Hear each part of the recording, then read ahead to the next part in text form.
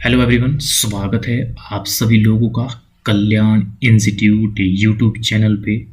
आज हम इस वीडियो के अंतर्गत औसत उपभोग प्रवृत्ति यानी कि एवरेज प्रोपेंसिटी टू कंज्यूम को जानने और समझने का प्रयास करेंगे कि जो ये एपीसी है ये क्या है, किस तरह से है। तो आज की इस वीडियो के अंतर्गत हम यही समझेंगे, तो आप इस वीडियो को अंत तक जरूर देखिएगा।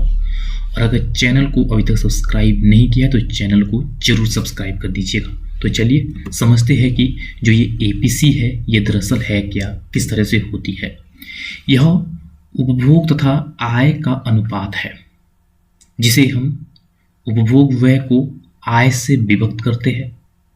यानी कि एपीसी बराबर सी बटा वाई सी से विभक्त करते हैं। यानी कि जब हम कंजम्पशन को आय से विभक्त करते हैं तो हमारे पास ये एपीसी प्राप्त होती है। जैसे जैसे हमारी आय बढ़ती है वैसे वैसे एपीसी घटती है। यानी कि जब आय बढ़ेगी तो हमारी एपीसी घटती है। ये क्यों होता है इसको समझते हैं। आय बढ़ने पर बचत बढ़ती है, ऐसे में उपभोग पर व्यय की गई राशि का अनुपात में कमी आती है, इसीलिए एपीसी हमारी घटती है। आय बढ़ने पर एपीएस बढ़ती है क्योंकि उपभोग आय से कम होता है, यहाँ पर हमारी सेविंग होने लगती है। अल्पकालीन उपभोग फलन गैर अनुपातिक है क्योंकि केन्स का तर्क है कि आय में वृद्धि के साथ साथ औसत उपभोग प्रवृत्ति कम होती है। इसका मतलब है कि आय में वृद्धि के साथ साथ बचत अनुपात में वृद्धि हो रही है। तो इस तरह से केन्स ये कहते हैं कि जैसे जैसे आय बढ़ती है तो हमारी एपीसी घटती है।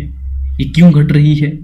ये इसलिए घट रही है क्योंकि आय बढ़ने के साथ साथ उतना उपभोग नहीं हो रहा जितनी आय बढ़ रही है।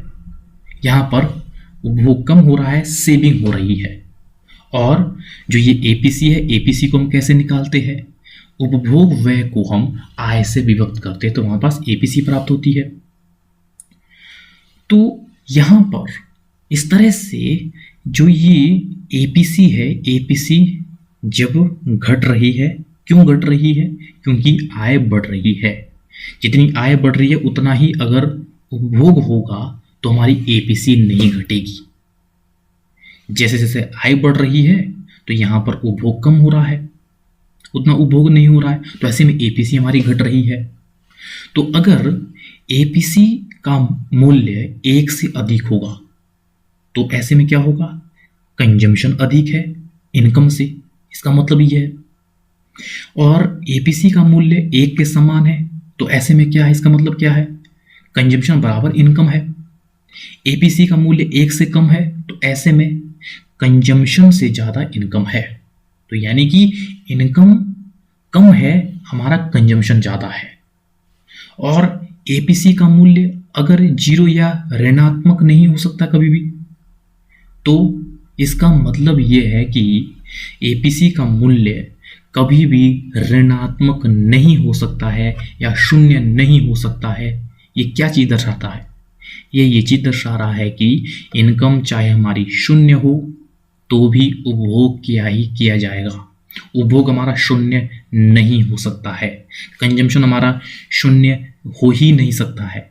तो एपीसी का मूल्य 0 या ऋणात्मक कभी भी नहीं हो सकता है। यानी कि जो एपीसी का मूल्य होगा वो शून्य या ऋणात्मक कभी भी नहीं हो सकता है। वो क्यों नहीं हो सकता है? क्योंकि कंजम्पशन बराबर शून्य की स्थिति कभी नहीं होती है।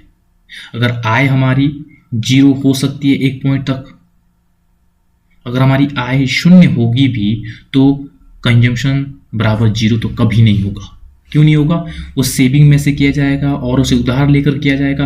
कंजम्पशन तो किया ही किया जाएगा क्योंकि जीवित रहने के लिए कंजम्पशन जरूरी होता है, चाहे इनकम शून्य हो। तो इस तरह से ये औसत उपभोग प्रवृत्ति है यानी कि एपीसी है। तो आज की इस वीडियो के अंतर्गत हमने इसको समझा कि ये क्या होता है, किस तरह से जो एपीसी घटती बढ़ती है, किस तरह से जो एपीसी है, एपीसी का मान शून्य या ऋणात्मक नहीं हो सकता है। तो मुझे उम्मीद है कि आपके लिए जो ये वीडियो है, ये वीडियो काफ़ी उपयोगी रहा होगा। और अगर चैनल को अभी तक सब्सक्राइब नहीं किया है तो चैनल को जरूर सब्सक्राइब कर दीजिएगा और मुझे दीजिएगा इजाज़त। और आप सभी लोगों का बहुत बहुत शुक्रिया।